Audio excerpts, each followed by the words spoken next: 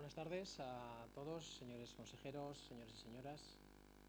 Gracias al jurado, en primer lugar, por apoyar la candidatura de FERSA para ser finalista de estos premios. Mi agradecimiento también se extiende a las dos candidaturas anteriores como finalistas y también por las excelentes presentaciones que han hecho. Dicho lo cual, y como aquí estoy un poco incómodo, si me lo permiten, seguiré mi presentación desde aquí.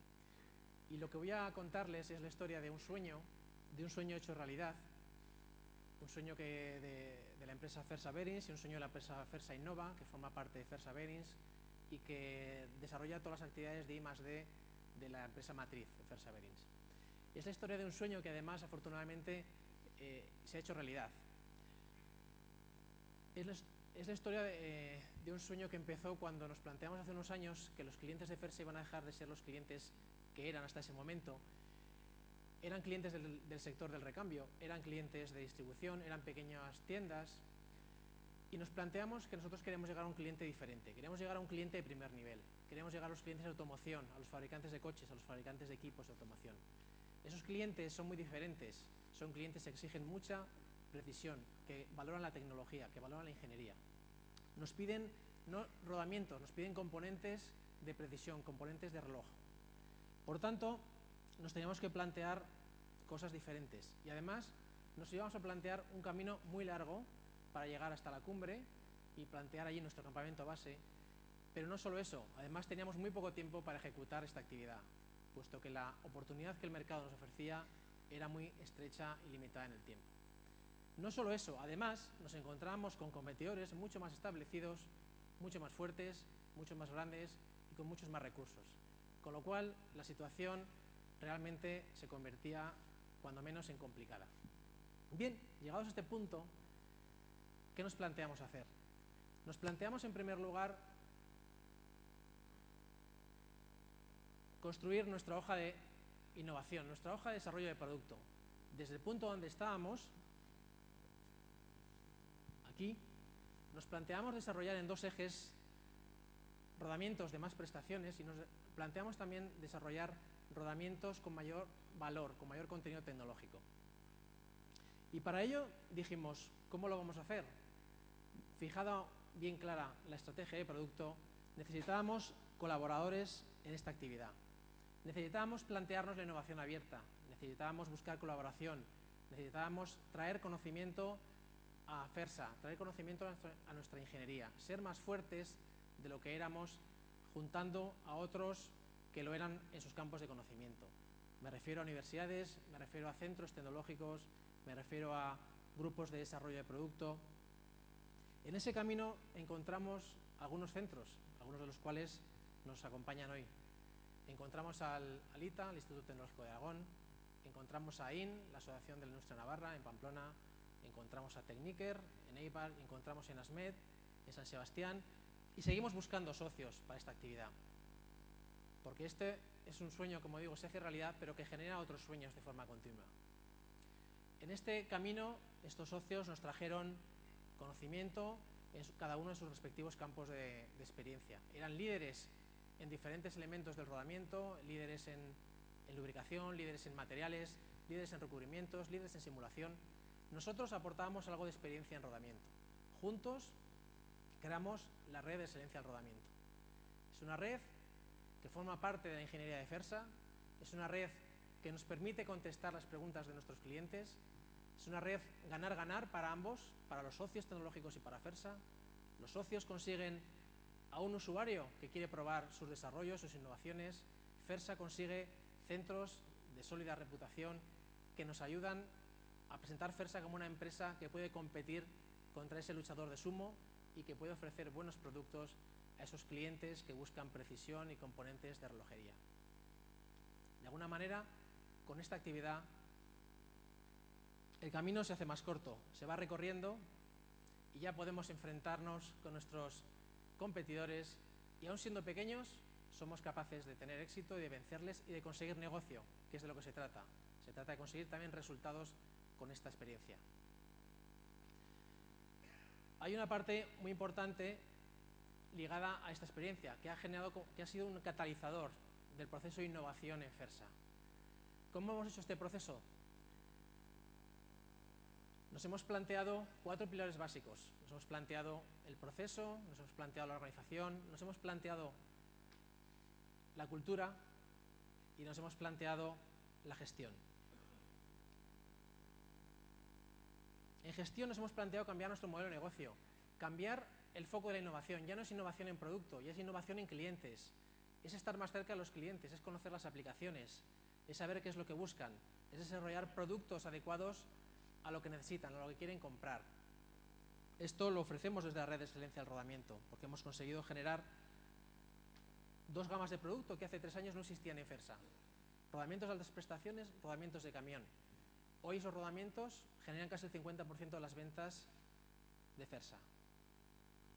También estamos innovando en proceso. Queremos que se experimente, queremos que se pruebe, queremos fallar, porque fallar pronto nos permite fallar barato. Y además fallar pronto nos permite aprender rápido. También, por supuesto, necesitamos una organización que soporte este sistema, esta estrategia. ¿Cómo lo hacemos? Es una organización tradicional, con departamentos, pero también es una organización que debe permitir la existencia de grupos de startups, de pequeños grupos que generan proyectos transversales en la organización, donde no hay jerarquía, donde se autogestionan. Son proyectos que tienen un contenido de 1, 2, 3, 4 semanas y que enseguida entregan resultados a la organización. Combinamos ese tipo de modelo tradicional con ese tipo de modelo de grupos de trabajo transversales y rápidos, que a veces surgen de forma espontánea en el día a día de la empresa. En la red de excelencia del rodamiento hemos generado esos prototipos rápidos, hemos generado esos grupos de trabajo dentro del departamento de I+D que trabajan con nuestros centros de una forma, como digo, muy espontánea, con muy poca documentación, con muy poca rigidez. Los objetivos son claros, pero la forma de llevarlos a cabo es rápida y flexible, porque no podemos perder ese valor de FERSA, ser flexibles y ser capaces de entregar valor a nuestros clientes. Y por último, es la cultura que envuelve todo nuestro desarrollo. Es una cultura que, como decía antes, debe favorecer que la gente joven se incorpore a FERSA. Por ejemplo, en nuestro departamento, 4 personas que hace 3 años entraron como ingenieros de prácticas, hoy son parte de FERSA y parte importante de FERSA. Son nuestro futuro. Ese proceso de integración de talento, de joven talento, acompañado de buenos tutores, de buenos mentores, de un plan de carrera personalizado, es lo que permite a esas personas de FERSA, a esos jóvenes talentos, integrarse en la compañía y crecer con nosotros. Es una parte fundamental de la cultura de innovación. Es aquello que mueve todo lo anterior. Sin esa forma de pensar, sin esos principios, no hubiéramos conseguido nada de lo que hemos conseguido hasta el momento. Y lo que hemos conseguido, insisto, es esa red de excelencia del rodamiento que nos ha permitido desarrollar nuevos productos, acercarnos a los clientes, nos ha permitido trabajar en proyectos quizá más soñadores, como son los recubrimientos de materiales cerámicos, como son explorar la posibilidad de incorporar nanotubos a nuestros rodamientos, como está la posibilidad de desarrollar rodamientos sensorizados, rodamientos inteligentes, como es la posibilidad de desarrollar nuevos materiales, nuevos tratamientos térmicos, como es la posibilidad de trabajar en sistemas de criogenización para tener materiales de más durabilidad. Todo eso es lo que la red de excelencia del rodamiento nos ha aportado en términos de resultados tecnológicos, pero también de resultados de gestión de la innovación. Como decía antes, la red de excelencia no es solamente una innovación tecnológica, es también una innovación para la empresa. Es un motor, es algo que permite que la innovación trascienda el área de I+D y llegue a las demás áreas, al área de administración, al área de recursos humanos, al área de calidad, al área de compras. Yo, como responsable de innovación, mi mayor orgullo es que la innovación llegue y una persona del Departamento de Recursos Humanos o de Administración pueda explicar lo que es la innovación en FERSA. Esa es la mejor demostración de que innovación impregna cada una de las áreas de nuestra empresa. Y además, esta innovación tiene resultados porque esta red que acabo de presentar también ha permitido desarrollar nuevas redes, como son redes de excelencia en ensayos. Son redes que nos han permitido seguir llegando a nuestros clientes, seguir estando cerca de ellos y además con un carácter internacional en este caso, porque en esta red tenemos socios alemanes, tenemos socios españoles, tenemos socios chinos, con lo cual hemos replicado el modelo de red de excelencia del rodamiento, que se basaba en un modelo de conocimiento, y hemos conseguido un modelo que además genera conocimiento empírico o ensayos, en nuestro caso ensayos ligados al desarrollo de rodamientos. Y por supuesto, además de todos estos resultados, que son empíricos, tecnológicos, tenemos resultados económicos, porque si no, no tendría sentido todo este sistema.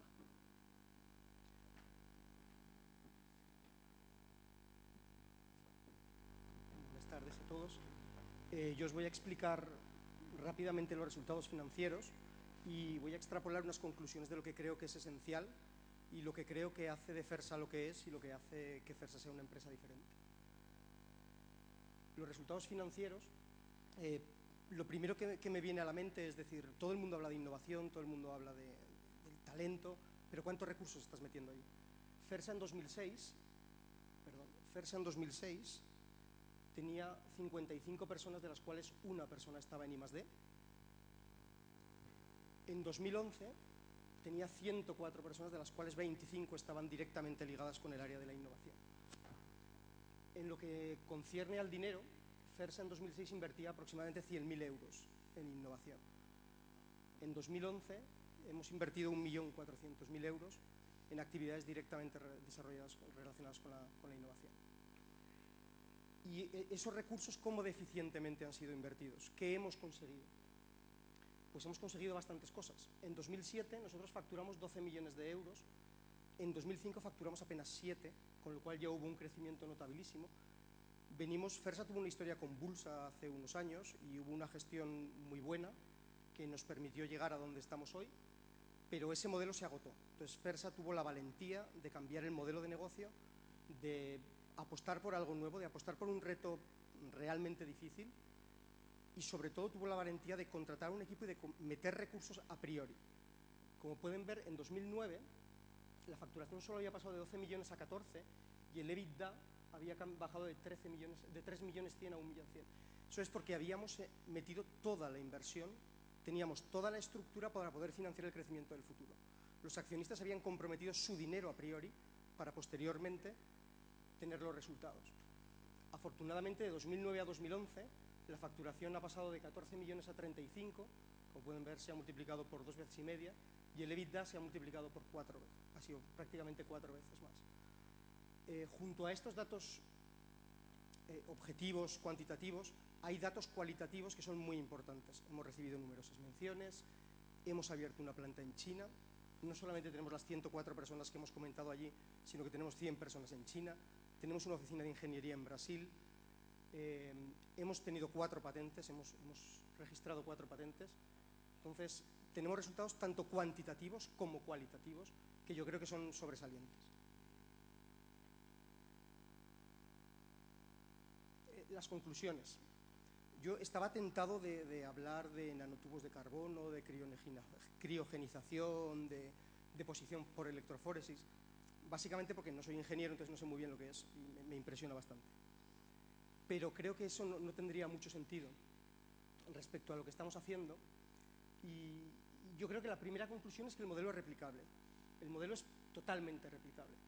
¿Por qué es replicable? FERSA es una empresa que en 2007 está facturando 10 millones de euros, tiene 55 personas trabajando, una persona en la oficina técnica y no grandes ambiciones de expansión con clientes premium. ¿Y qué decide FERSA? FERSA decide cambiar su modelo de negocio. Como una pyme de 55 personas que factura 10 millones, que tiene una persona en la oficina técnica, se puede plantear el competir con empresas que tienen 1.000 personas en el departamento de I+D para suministrar a clientes enormes y hacerlo ganando dinero. ¿Cómo puedes llegar a hacer eso? Tienes que hacer un cambio de modelo de negocio totalmente brutal.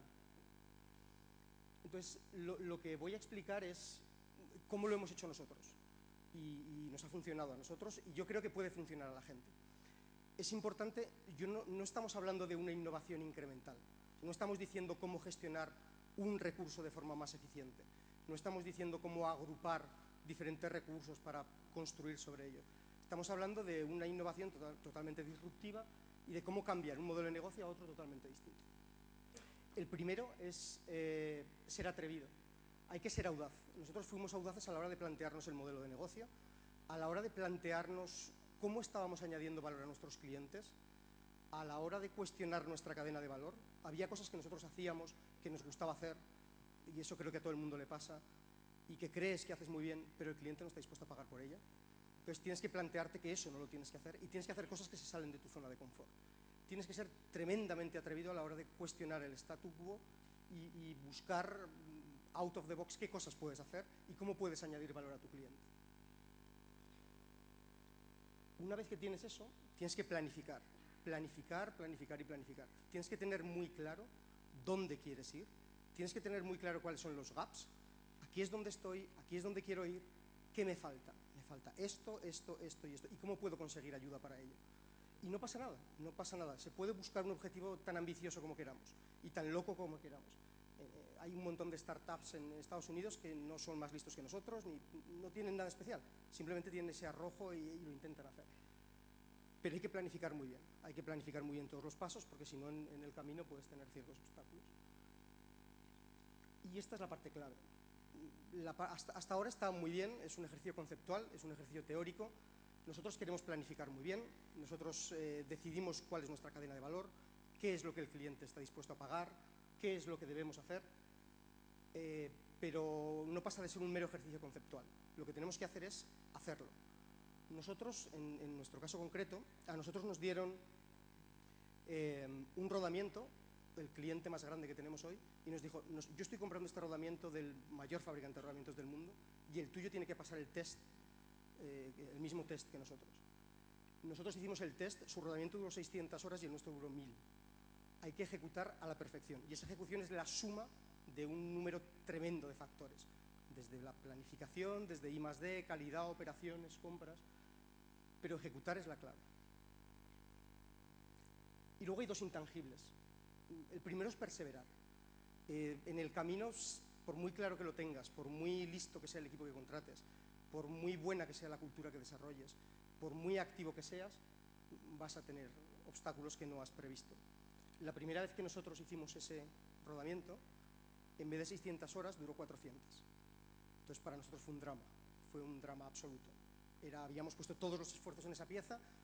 Imaginaos, estábamos trabajando día y noche en hacer una pieza para un cliente que iba a ser el paradigma sobre el que íbamos a pivotar todo el cambio del modelo de negocio. Y la pieza no pasa el test.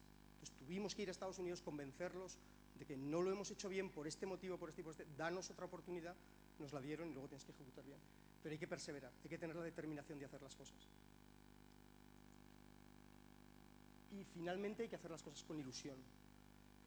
Yo creo que si no haces las cosas con ilusión, si no realmente disfrutas lo que estás haciendo, es imposible que hagas un cambio de modelo radical. Es totalmente imposible. Puede que suene un poco naif, pero yo realmente creo en ello. Creo que si no estás contento de lo que estás haciendo, si no vas a trabajar teniendo ganas de realmente construir algo, crear algo, hacer que la gente crezca con ello, es imposible que te pueda ir bien. Y lo que nosotros hacemos es, y esa es la magia, es en esta caja, que es una caja donde van nuestros productos, la magia está en conseguir que el cliente sepa, cada vez que abre una caja, que el cliente vea que dentro de esa caja está la planificación, está la ejecución, está la pasión y está la ilusión.